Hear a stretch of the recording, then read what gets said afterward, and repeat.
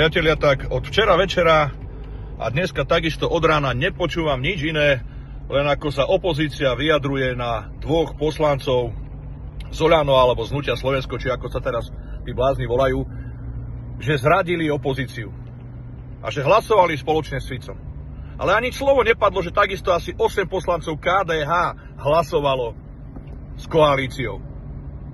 Tu nechávajú zo spolupráce Matoviča, čo sa ani nečudujem, ale nie je kvôli hlasovaniu, kvôli tomu, že aký je blázon, ale kvôli hlasovaniu jeho dvoch poslancov, ktorí hlasovali s čistým svedomím a vedomím, a som rád za to, ako hlasovali aj bývalý minister Krajčí, aj poslanec Krátky.